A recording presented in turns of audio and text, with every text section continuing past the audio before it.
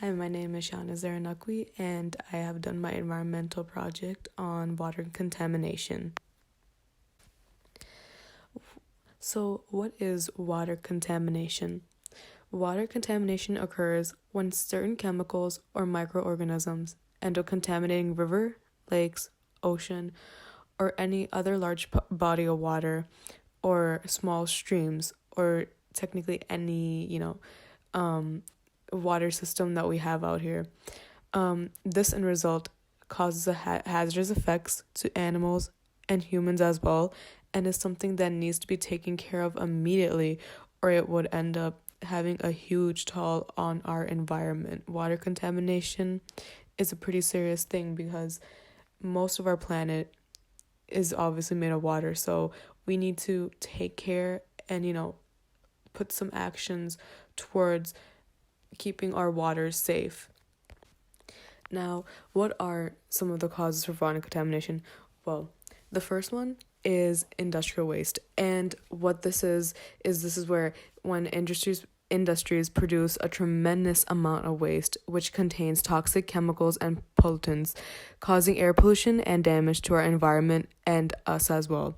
They contain harmful chemicals including lead, mercury, sulfur, nitrates, and many other more chemicals that are harmful for us.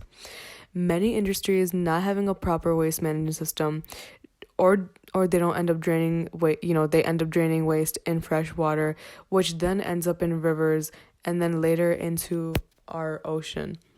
These toxic chemicals may change the color of water, increase the number of minerals, and then change the temperature of the water and pose a severe hazard to the marine life as well. Second one is sewage water. So sewage water carries pathogens, a typical water pollutant, other harmful bacteria, and chemicals that can cause serious health problems and thereby diseases. Microorganisms in water are known to cause some of the very deadly diseases and become the breeding grounds for creatures that act as carriers. These carriers inflict this disease onto an individual in various forms of contact. A typical example that I know of one is malaria. Now, this was an interesting one that I was reading about, and I didn't really know that this was actually a part of it, but mining activities. So what they mean by this is, when they're in the process of crushing the rock and extracting coal and other minerals from underground, these elements, when extracted in raw form, contain harmful chemicals and can increase the number of toxic elements when mixed up with water, which may result in health problems. Mining activities, they emit a large amount of metal waste and sulfides from the rocks, which is harmful to the water. Now, this is also a major one that has been on news lately as well. Now, this is accidental oil leakage. Now, oil spill, these pose a huge threat to marine life. When a large amount of oil spills into the sea and does not dissolve in water, this thus causes problems for local marine wildlife, including fish, birds, and many mammals in the sea. A ship carrying a large quantity of oil may spill oil if met with an accident. Such an oil spill can cause varying damage to species in the ocean, depending on the amount of oil spill, the toxicity of pollutants, and the size of the ocean as well. Burning of fossil fuels, such as coal and oil, when burnt, they produce a substantial amount of ash in the atmosphere. The particles which contain toxic chemicals when mixed with water vapor result in acid rain. Also, carbon dioxide is released from the burning of these fossil fuels, which then results in the biggest issue that we're having lately, and that is global warming. So, now that we talk about what type of effect does water contamination end up having, well, human health can be dangerously impacted by this. In fact, it has caused 1.8 million deaths in 2015, according to a study published in The Lancet. Contaminated water can also make you ill. Every year, unsafe water sickens about 1 billion people, and low-income communities are disproportionately at risk because their homes are often closest to the most polluting industries.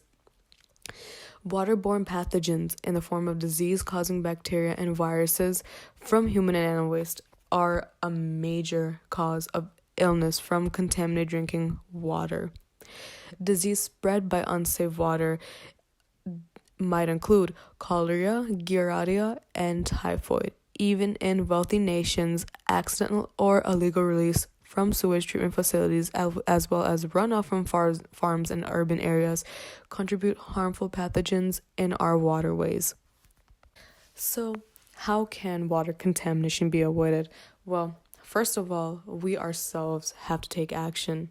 This means, for instance, if we're at home, we're cooking with the oil, grease, whatever, we do not end up, typically we would end up, making, sometimes people would spill the oil inside the sink. Now, this is not a good idea.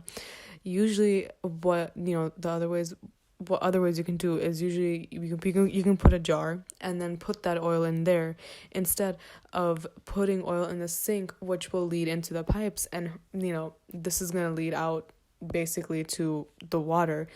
What we can also do is not dispose of any chemical or household items inside of the toilet, because usually if you flush these down, they will end up in our sewage system, and then this sewage system would make all this end up in the water. So we can do our best to basically not litter, to basically be more careful about what where we're throwing stuff and what we're doing. Another method which can reduce contamination is industrial treatment. And what this is that what they do is they pass water through several chambers, and there are chemical processes that take place in these chambers. They treat the water to reduce the amount of toxicity of the waste before they end up releasing it. Septic tanks treat sewage right at the place of the location where it originates, instead of treating it in any far away plant or sewage system. This system is usually put to use at the individual building level. The sewage gets separated into solid and liquid components and treated separately as well.